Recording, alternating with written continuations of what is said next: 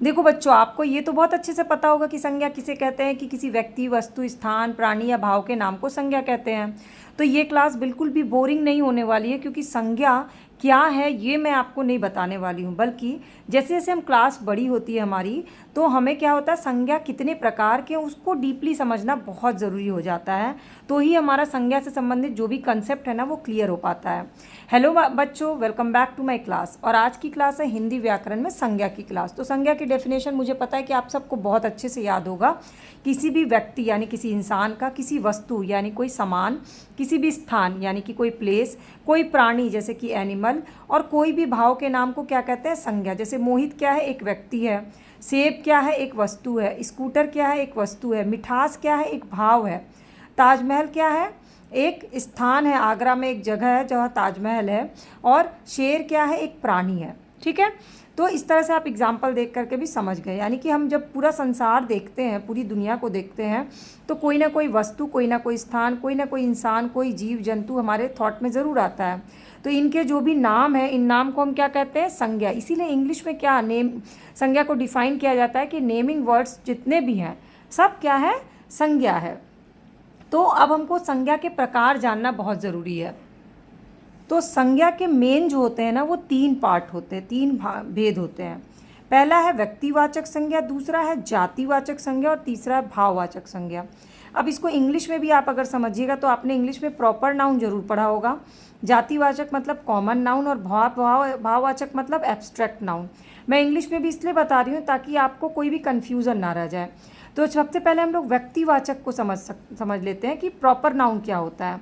तो जब किसी विशेष प्राणी का, किसी विशेष वस्तु का, किसी विशेष स्थान का नाम आता है तो हम उसे व्यक्तिवाचक संज्ञा कहते हैं, जिसको हिंदी में, इंग्लिश में कहते हैं प्रॉपर नाउन। जैसे कि लाल किला क्या है, भारत में एक ही है, तो लाल किला क्या हुआ, प्रॉपर नाउन है। और हम किला घूमने गए, तो किला तो बहुत सारा हो सकता है, तो वो क्या है, संज्ञा है, सिंपल संज्ञा है। लेकिन अगर व्यक्तिवाचक इनमें से कौन, अगर लाल किला पूछा आपसे, या फिर आपसे ये पूछा कि गोल्डन टेम्पल, तो गोल्डन टेम्पल तो एक ही। आप मंदिर जा रहे हैं तो मंदिर क्या है, नॉर्मल एक संज्ञा है। लेकिन हम गोल्डन टेम्पल या स्वर्ण मंदिर जा रहे हैं तो स्वर्ण मंदिर क्या हो गया, व्यक्तिवाचक, क्योंकि ये प्रॉपर नाउन है, क्योंकि स्वर्ण मंदिर क्या है, एक ही है। तिरंगा झंडा हमारा एक ही है, प्रधानमंत्री हमारे एक ही हैं। यानी जिसका कोई विशेष जो होते हैं ना, जिनका कोई और नहीं ऑप्शन होता है, तो वो क्या होते हैं, व्यक्तिवाचक संज्ञा होते हैं या प्रॉपर नाउन होते हैं। जैसे एक वाक्य दिया, प्रधानमंत्री ने लाल किले की प्राचीर से तिरंगा फहराया। प्रधानमंत्री क्या है, एक विशेष व्यक्ति है। लाल किला क्या है, एक विशेष स्थान है। और तिरंगा क्या है, एक विशेष वस्तु है। तो ये तीनों ही क्या हो गए, व्यक्तिवाचक संज्ञा हो गए, यानी कि प्रॉपर नाउन हो गए। कुछ और उदाहरण देख लेते हैं। जैसे कुछ व्यक्ति के नाम, सचिन तेंदुलकर एक ही है, कपिल देव एक ही है, लता मंगेशकर एक ही है, अमिताभ बच्चन एक ही है। तो ये चारों का नाम अगर दिया जाएगा, अमिताभ बच्चन को कल मैंने देखा, तो अमिताभ बच्चन क्या है, व्यक्तिवाचक संज्ञा है। दिन और महीने के नाम, सप्ताह में एक ही बार सोमवार आता है, मंगलवार आता है, बुधवार आता है, जो भी सप्ताह के नाम है और जो भी महीने के नाम है, जनवरी, फरवरी, मार्च, वो क्या है, व्यक्तिवाचक संज्ञा, क्योंकि ये रिपीट नहीं होता, ये एक बार में एक ही बार आता है। नदी और समुद्र के नाम, गंगा नदी एक ही है, तो क्या है, ये विशेष है, यानी कि व्यक्तिवाचक संज्ञा है। यमुना नदी, जो भी नदी और समुद्र के नाम है। देश और नगर के नाम, भारत, अमेरिका, रूस, या फिर आप लखनऊ सिटी में रहते हैं, आप कानपुर में रहते हैं, आप बिहार में रहते हैं, ये सब क्या है, व्यक्तिवाचक। और त्यौहार के नाम और पहाड़ के नाम, दिवाली, होली एक ही फेस्टिवल होता है, हमने होली में रंग खेला, तो होली क्या हो गया, व्यक्तिवाचक संज्ञा हो गया। हिमालय, विंध्याचल एक ही पर्वत है, तो क्या हो जाएगा, व्यक्तिवाचक संज्ञा। तो बेसिकली व्यक्तिवाचक संज्ञा को आप किस तरह से समझ सकते हैं कि जो कोई विशेष, जो एक ही हो, जिसका कोई ऑप्शन ना हो, किसी विशेष प्राणी का, किसी विशेष वस्तु या स्थान के नाम को हम व्यक्तिवाचक संज्ञा कहते हैं। अब हम चलते हैं दूसरा, जातिवाचक संज्ञा पे, जिसको इंग्लिश में क्या बोलते हैं, कॉमन नाउन बोलते हैं। यानी कि जिस संज्ञा शब्द से किसी प्राणी, वस्तु या स्थान की पूरी जाति का बोध हो, उसे जातिवाचक संज्ञा कहते हैं। जैसे गाय मैदान में घास चर रही है, गाय क्या है, गाय की पूरी जाति को दिखा रहा है।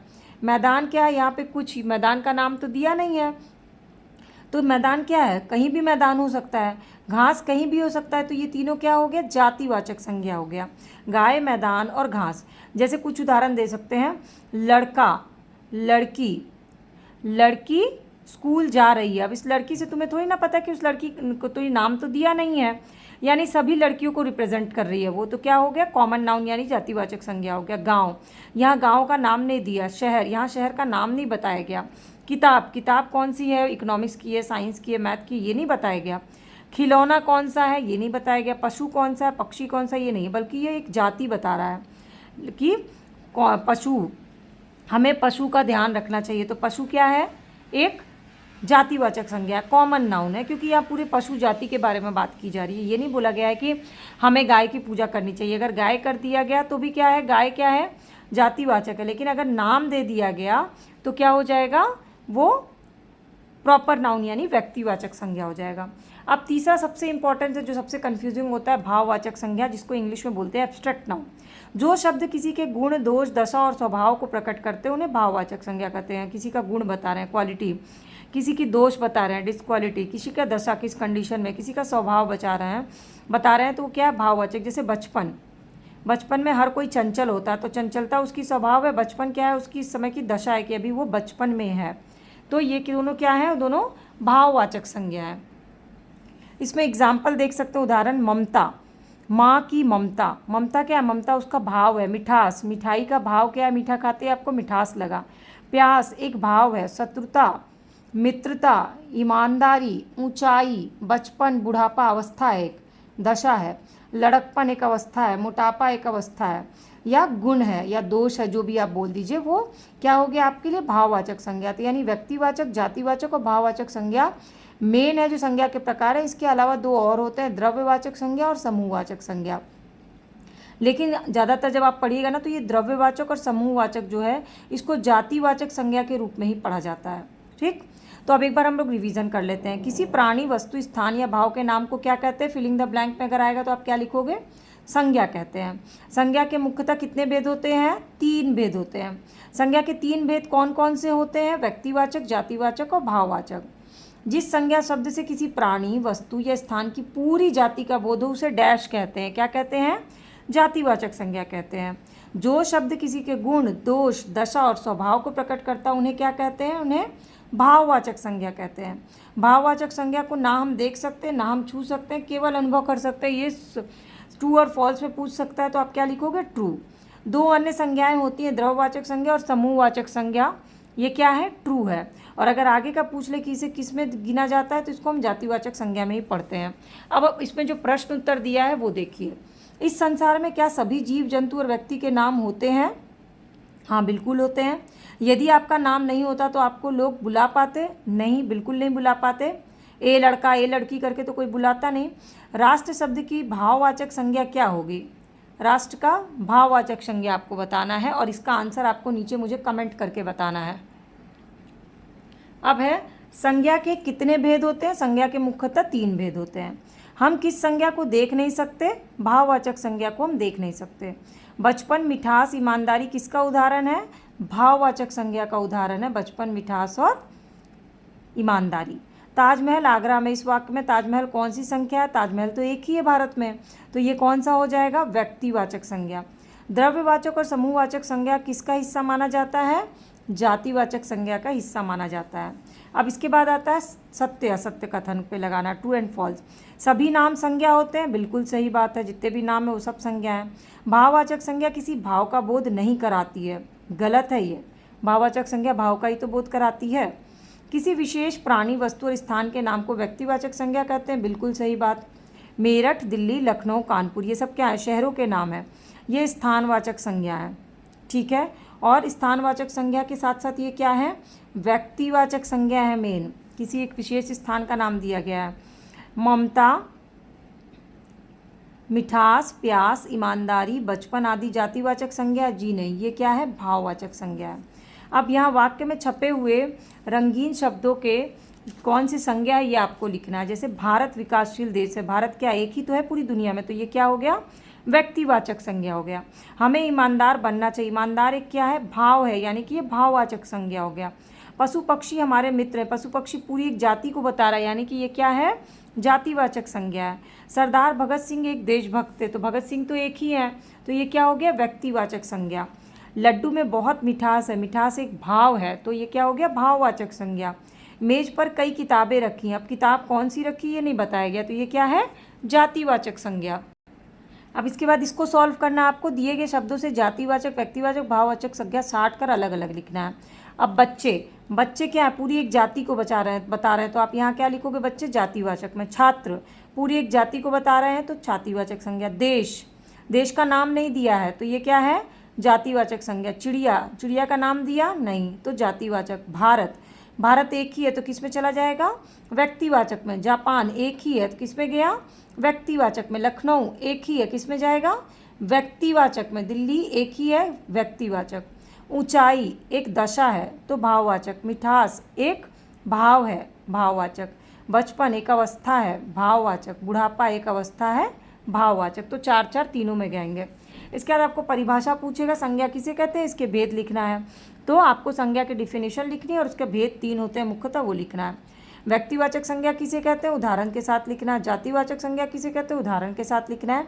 बचपन, लड़कपन, कड़वाहट, वीरता आदि कौन सी संज्ञा है, ये चारों भाववाचक संज्ञा है। और सबसे इंटरेस्टिंग होता है ये वर्ग पहली।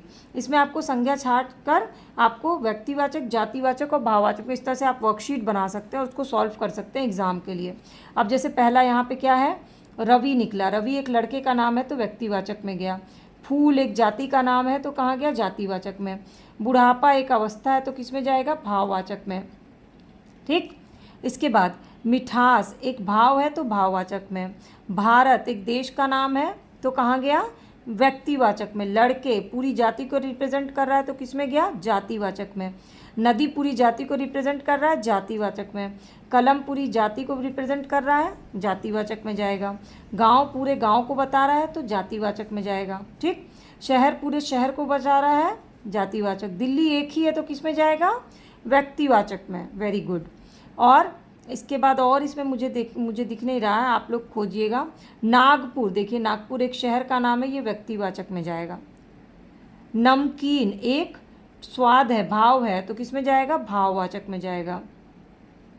इधर से तो हुआ नहीं कुछ, अब कुछ अगर छूट रहा हो तो आप देखिएगा। मैंने 1 2 3 4 5 6 7 8 9 10 11 12 1 2 3 तो हमें चाहिए 15। अभी इसमें से 3 और निकलेंगे जो मैंने नहीं खोजा है। अगर आपको मिलेगा तो मुझे ज़रूर बताइएगा कि इसमें 3 आपको कौन से शब्द में मिला। इसको मैं थोड़ा जूम करके दिखा दे रही हूँ, आप इसको इसमें से 3 और क्या निकलेंगे वर्ग पहली, मुझे ज़रूर बताइएगा नीचे कमेंट करके। ठीक है, अब आपको क्या करना है, इसको सॉल्व करना है। और ये वर्कशीट ख़त्म हो गई संज्ञा की। और आपको अगर डेली क्लासेस देखनी होगी तो चैनल के सब्सक्राइब या फॉलो बटन को क्लिक कर लीजिएगा। कोई डाउट, कोई क्वेरी, कोई क्वेश्चन रह जाएगा तो नीचे कमेंट सेक्शन में मुझसे पूछ लीजिएगा। तो और मेरी क्लासेस डेली बेसिस पे देखिएगा तो आपके सारे कंसेप्ट क्लियर हो जाएंगे।